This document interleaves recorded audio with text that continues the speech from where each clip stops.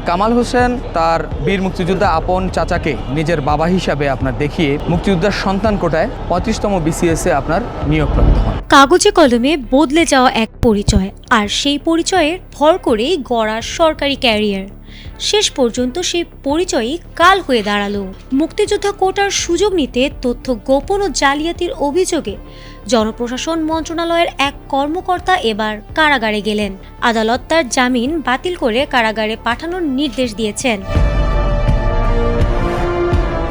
দুর্নীতি দমন কমিশনের মামলার আসামি জনপ্রশাসন মন্ত্রণালয়ের সিনিয়র সহকারী সচিব মোহাম্মদ কামাল হোসেন।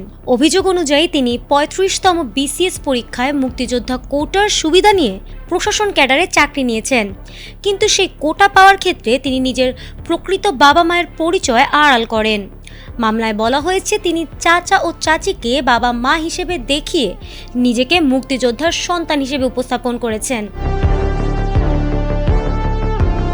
দুদকের অনুসন্ধানে উঠে এসেছে শিক্ষা প্রতিষ্ঠানের নথি ও বিভিন্ন সরকারি কাগজপত্রে ভুয়া তথ্য যুক্ত করা হয়েছিল।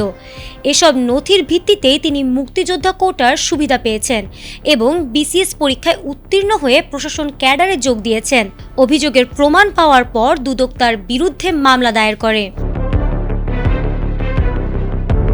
মামলাটি দায়ের করেন দুদকের উপসহকারী পরিচালক মনসুরুল ইসলাম মিন্টু।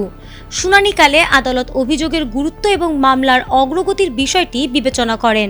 পাশাপাশি জামিনের শর্ত ভঙ্গের অভিযোগ ওঠায় ঢাকার মেট্রোপলিটন সিনিয়র স্পেশাল জজ আদালত তার জামিন বাতিল করে কারাগারে পাঠানোর আদেশ দিয়েছেন। এ ঘটনায় মুক্তিযোদ্ধা কোটার সঠিক ব্যবহার ও সরকারি চাকরিতে স্বচ্ছতা নিশ্চিত করার প্রশ্ন নতুন করে সামনে এসেছে। সংশ্লিষ্টদের মতে এমন ঘটনায় কঠোর ব্যবস্থা নেওয়া হলে কোটা ব্যবস্থার অপব্যবহার রোধে তা দৃষ্টান্ত হয়ে থাকবে।